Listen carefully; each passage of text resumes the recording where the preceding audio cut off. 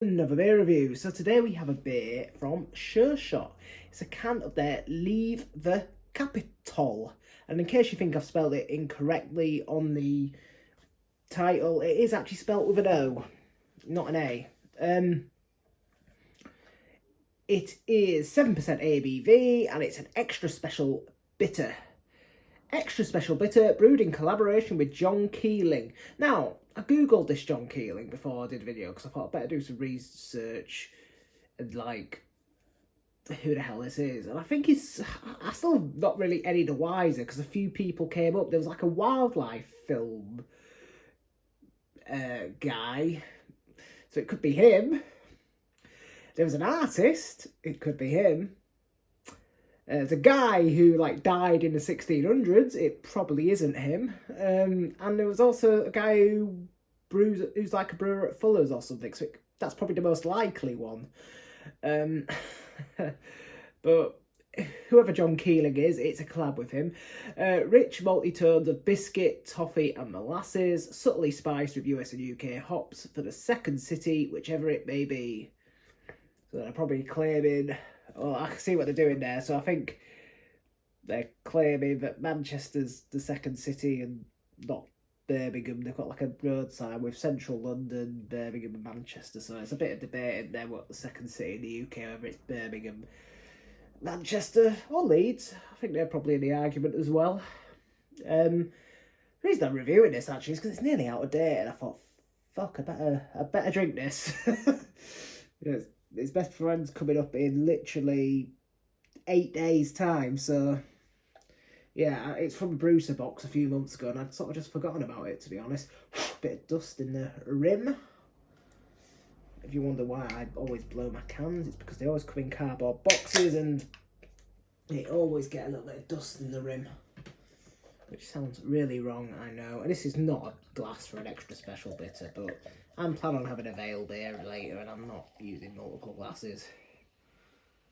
Creating myself more washing up. If you ever wondered why I don't have like a suitable glass for a beer, that's probably the reason. Oh, lovely colour though. Look at that. Look at the head.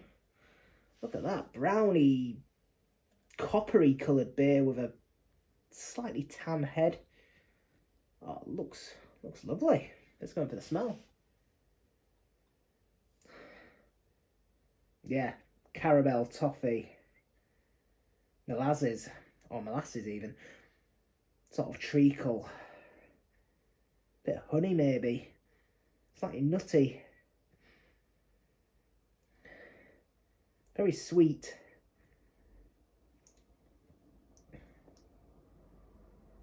Yeah, really sweet, sort of syrupy smelling. Maybe a slight sort of spiciness in there as well. A little bit of like a marmalade-y sort of smell as well. God, that head has dissipated quickly. Bloody hell, you wouldn't expect that on an extra special bitter, would you? God, usually the head is the best bit. Let's go in anyway.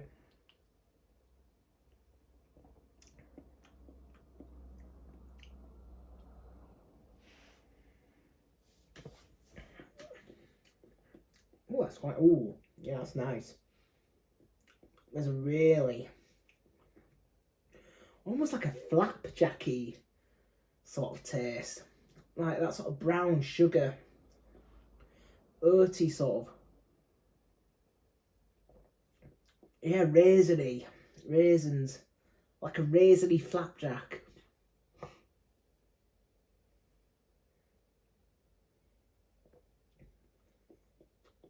Yeah, molasses syrup.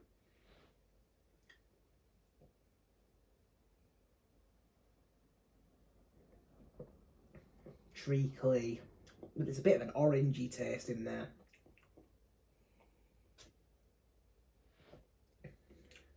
A real nice orangey taste.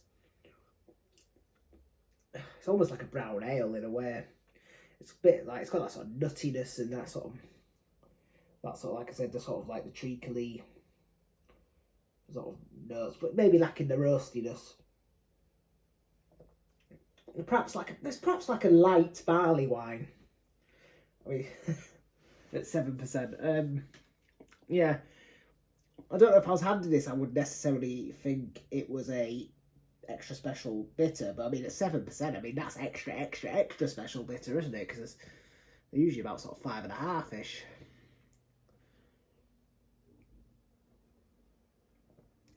Yeah, it's almost a bit like a barley wine.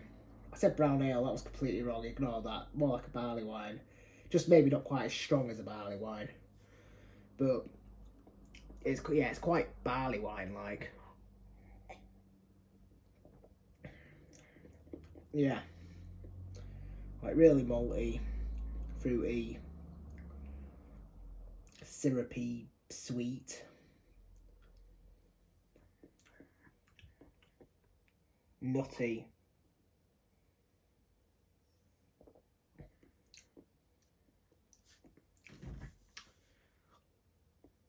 No, that's really nice. I felt like for whatever reason, I've just not been I'm sure you other craft beer drinkers have this as well. There's just like you get beers like particularly like from subscription boxes and whatnot, and you just keep them in the fridge for ages because for whatever reason they just don't jump out at you.